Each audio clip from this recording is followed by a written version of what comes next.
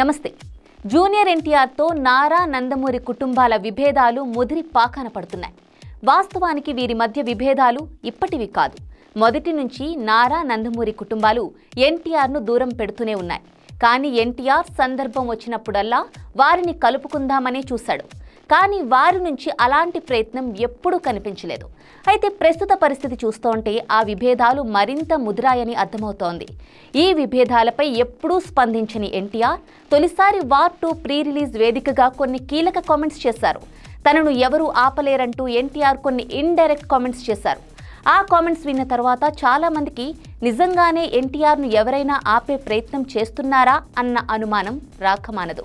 అయితే ఆ మాటలను నిజం చేస్తూ వార్ 2 రిలీజ్ అనంతరం టీడీపీ ఎమ్మెల్యే దగ్గుబాటి ప్రసాద్ ఎన్టీఆర్పై అనుచిత వ్యాఖ్యలు చేస్తూ వార్ 2 సినిమా ఆపాలంటూ చేసిన ఆడియో వైరల్ అయింది. ఈ ఆడియో ఎన్టీఆర్ అభిమానులకు విపరీతమైన కోపం తెప్పించింది.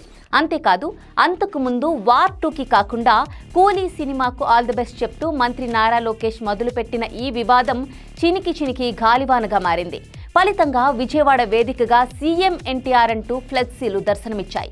అనంతరం ఎన్టీఆర్ను దుర్భాషలాడుతూ టీడీపీ ఎమ్మెల్యే రెచ్చిపోవడంతో ఎన్టీఆర్ ఫ్యాన్స్ యుద్ధానికి సిద్ధమంటూ రచ్చరచ్చ చేశారు.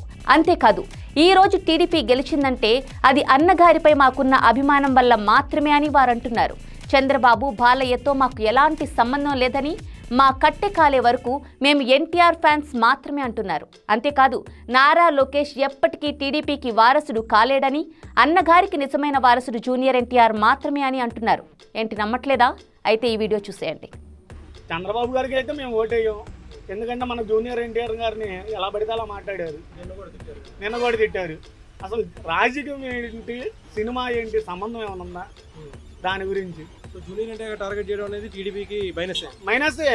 ఇప్పుడు మేము ఈయన చూసి ఓటేసాం, రామారావు గారిని చూసి వేసాం. ఎందుకంటే ఆయన పెద్ద ఆయన అన్ని మందులు ఆలోచించుకొని బాగా చేశాడు. అందుకనే ఆయన తర్వాత హరికృష్ణ గారికి అభిమానులు అయ్యాం.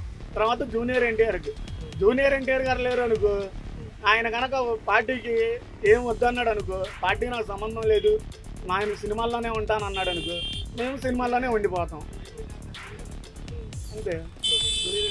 రాజకీయాల్లో రావాలని కోరుకుంటారు. ఆయన వచ్చాడు అనుకో, ఆయన అమ్మటం మేము కట్టగాలి, అంతవరకు ఆయన అమ్మటం ఉంటాం. జూనియర్ ఎన్టీఆర్ గారు అమ్మటం ఉంటాం. లేదు నాకు రాజకీయం వద్దు అన్నాడు అనుకో. బాలయ్య గారు కూడా ఉన్నారు కదా.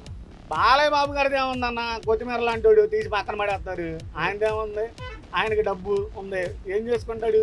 సినిమాల్లోకి వచ్చాడు, ఏముంది, ట్రోల్ చేశారు మొన్న సినిమాని, ఏమైంది? ఆయన అంత ముందు కూడా ఏమన్నారు, రామారావు గారి దగ్గర ఘాటి దగ్గరికి వెళ్తే తీసే బ్యానర్లో తీసే అన్నారు.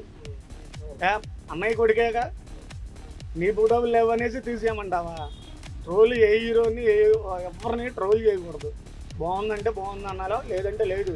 సినిమా చూడు, 10 రూపాయలు అంతే తప్పించే కనేసి మోసం గీసం చేయకూడదు. సీనియర్ ఎన్టీఆర్ గారి అభిమానంగా చెప్పండి, టీడీపీ భవిష్యత్తు నాయకుడు నారా లోకేష్ గారా లేకపోతే జూనియర్ ఎన్టీఆర్ గారా? జూనియర్ ఎన్టీఆర్. కట్టగాలిపోయి అంతవరకు జూనియర్ ఎన్టీఆర్ గారు ఎటుంటే మేము అటు ఉంటాం.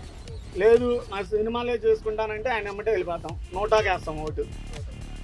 ఇంకంతకు తప్పించి మేము ఎవరికి వెయ్యాం. నెక్స్ట్ కూడా మేము ఏ పార్టీ చెయ్యం, నోటాకి వేస్తాం. ఎందుకు, మాకు లాభం ఉండాలి. ఇప్పుడు నేను 100 రూపాయలు తోలుకుంటేనేగా ఎవరికైనా సహాయం చేస్తాను. ఆ 100 నా దగ్గర లేనప్పుడు ఇంకా నేను జనాలకి ఏం సహాయం చేస్తాను? ఫస్ట్ ఆఫ్ ఆల్ చెప్తున్నా అంటే, ఫస్ట్ మనం లిమిట్ టాకింగ్ అంటే మనం ఇప్పుడు ఒక ఎమ్మెల్యే కానీ, ఒక ఎంపీ కానీ, కలెక్టర్ కానీ, అండ్ సోషల్ మీడియా ఎవరైనా పెద్ద సెలబ్రిటీ, నేను కానీ ఫస్ట్ మనం లంగ్ ట్యాంక్ అంటే మనం మాట్లాడేటప్పుడు ఫస్ట్ ప్రతి ఒక్కటి ఆలోచించి మాట్లాడు. ఇప్పుడు ఎమ్మెల్యే ఉన్నంత మాత్రంలో గొప్పతనం అని కాదు, సెలబ్రిటీ అన్నంత మాత్రం గొప్పతనం అని కాదు.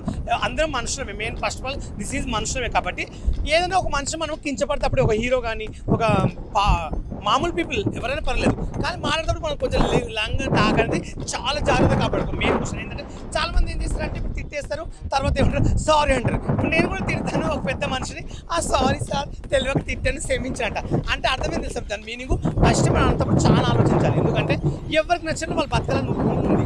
కానీ ఇప్పుడు హాస్పిటల్ పట్టడానికి సడన్గా కోట్లు కావాలి, ఎవరైనా వచ్చి ఎమ్మెల్యే ఎంపీ ఖర్చు పెడతారా? మన ఫ్యామిలీ మన చుట్టాలే పెడతారు. కాబట్టి మాట్లాడేటప్పుడు ఒక మనిషిని ఎప్పుడు తక్కువ చేసి మాట్లాడదు. దిస్ ఇస్ ఎమ్మెల్యే కానీ, సీఎం కానీ, ముఖ్యమంత్రి కానీ ఎవరైనా పర్లేదు. అలా మాట్లాడడం అయితే నాకు నచ్చలేదు. తర్వాత సారీ చెప్పిండు, నాకు కూడా అంత ఓకే పర్వాలేదు. తప్పు చేయండి మాత్రం భారతదేశంలో ఎవరం ఉండం, అందరం తప్పులు చేస్తాం. నేను కూడా రేపు తప్పు చేయొచ్చు. నేను గొప్ప, ఆయన తప్ప, నేను కూడా తప్పులు 100 చేసింటా, కానీ మళ్ళీ సరి చేయొద్దని కోరుకుంటా.